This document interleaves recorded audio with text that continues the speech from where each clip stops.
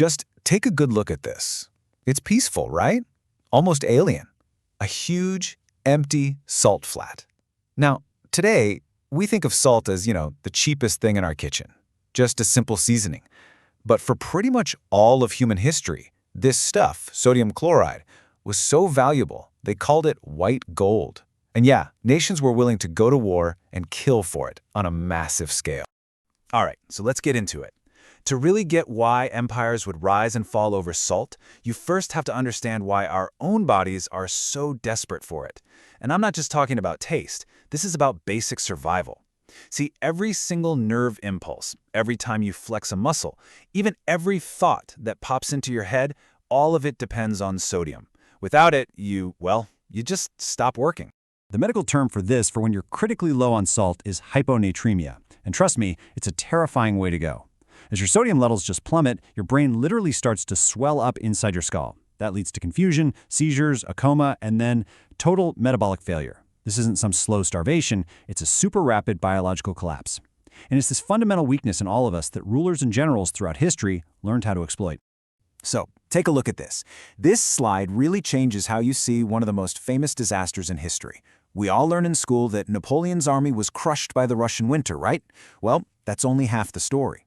As his Grande Armée was retreating, they were starving, sure, but they were living off of unsalted horse meat. Now that gave them calories, but it had zero sodium. So as they're marching and sweating in the freezing cold, his soldiers were suffering from mass hyponatremia. They were getting confused, weak, and just collapsing. And to make things even worse, salt was the main antiseptic back then. Without it to clean wounds, a small cut could turn into a fatal infection. The Grande Armée didn't just freeze to death, it suffered a complete metabolic and logistical breakdown, all because they ran out of a simple mineral.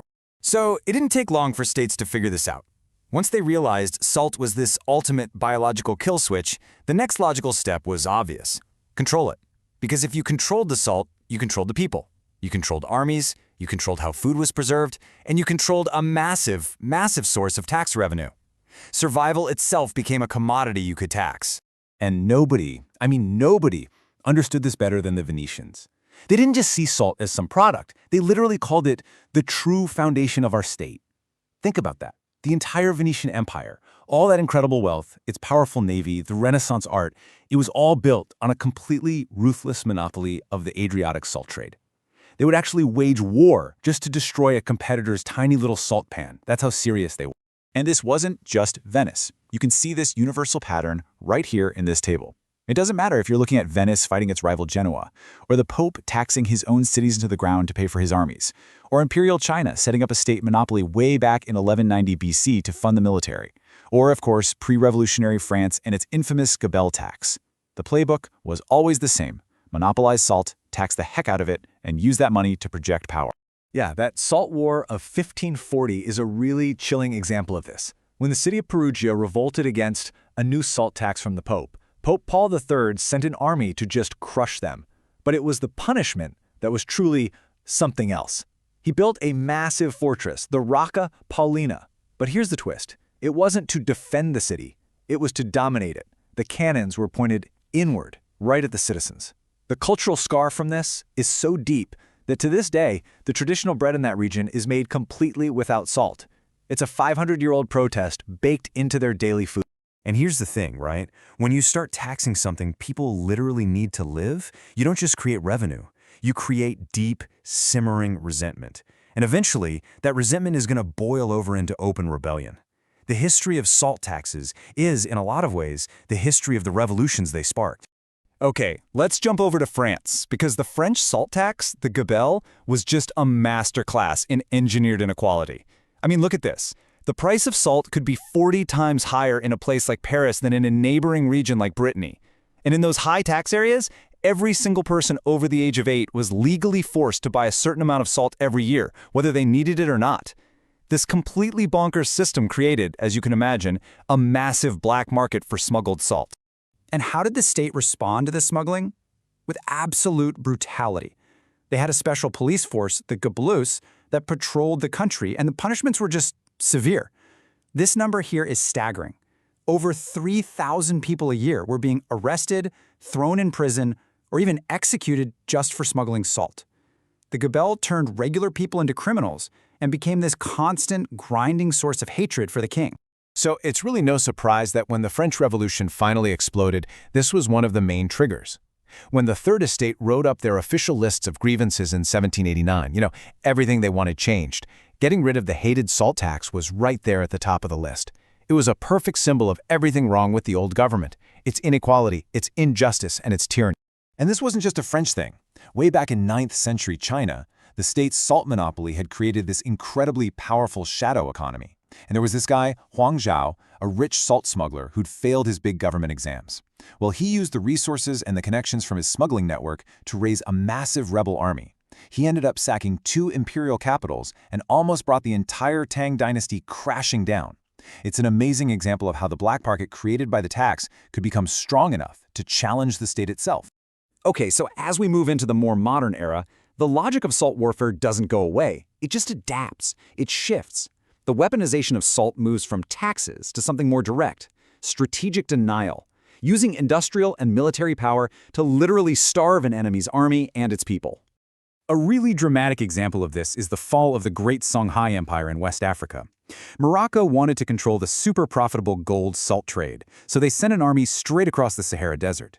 Now, just look at the technological mismatch here. The Moroccans had gunpowder, arquebuses, and cannons. The Songhai had a much bigger army, but they only had traditional weapons. At the Battle of Tondibi, the sheer noise from the Moroccan guns panicked a cattle stampede the Songhai were trying to use as a weapon. The cattle turned and ran right back through their own forces. It was a total rout, a complete collapse of an empire, all driven by one nation's lust for another's salt and gold. This same strategic thinking was perfectly understood during the American Civil War. The Confederacy, you have to remember, was an agricultural society. They absolutely relied on salt to preserve meat, bacon, salt beef to feed their armies. And Union General William T. Sherman knew this inside and out. He declared salt to be contraband, just as vital as gunpowder, because, as he put it, without it, the Confederate army simply couldn't make the rations they needed to march and to fight. So the Union launched a full-on, systematic war against Confederate salt. The naval blockade, the Anaconda Plan, cut off imports from overseas. Special military raids were launched with one single purpose: destroy salt production facilities. They hit everything from the coastal evaporation pans in Florida to the huge industrial salt works at Saltville, Virginia. Union soldiers would come in, smash the equipment, burn the buildings. They were methodically strangling the Confederacy's ability to feed its own soldiers, which absolutely sped up its final collapse. And sometimes, the conflict over salt was really a clash of entire cultures. In West Texas, for centuries, the local Tejano communities had freely harvested salt from these lakes. Under Spanish and Mexican law, it was seen as a communal resource, something everyone had a right to. But then, after the area became part of the U.S., a group of Anglo politicians, the Salt Ring, tried to privatize the lakes. This led to a violent revolt, where a leader of the Salt Ring was actually executed by a local militia. The U.S. Army responded with overwhelming force, crushing the uprising and permanently imposing the American concept of private property. It just ended a centuries-old way of life, overnight. But the final and maybe the most brilliant salt war ever fought wasn't fought with guns at all. It was fought with moral force, and it took on the biggest empire the world had ever seen. To enforce their salt monopoly in India, the British built one of the most absurd, ridiculous structures in history: the Great Hedge of India. And yes, it was a literal hedge, a wall of thorny bushes over 2,000 miles long, manned by 12,000 guards, and all of it was to stop people from smuggling untaxed salt. It was just this perfect physical symbol of colonial oppression, a massive, expensive project designed to squeeze money out of the poorest people by taxing something they needed to live. So in 1930, Mahatma Gandhi decided he was going to make this salt tax the symbol of his entire nonviolent resistance movement. He was a genius because he understood that everyone, Hindu, Muslim, rich, poor, everybody needed salt. So the tax was a universal grievance that could unite the country. And so he began a 240-mile walk to the sea. The climax of the march was just an act of pure political genius. After walking for weeks, Gandhi finally reached the coast. He bent down and he picked up a small handful of salty mud, technically producing salt and breaking British law. This one simple, quiet act was broadcast to the entire world. It electrified the nation. It inspired millions of Indians to start making their own salt in defiance. The British responded with violence and mass arrests, of course, but it was too late. The moral authority of their empire had been shattered by one man and a handful of salt. So, why don't we fight wars over salt anymore? Why did white gold go back to just being Salt. Well, the answer really comes down to technology and a fundamental shift in what we consider a strategic resource. Basically, modern industrial geology and global shipping just made salt too cheap and too plentiful to monopolize anymore.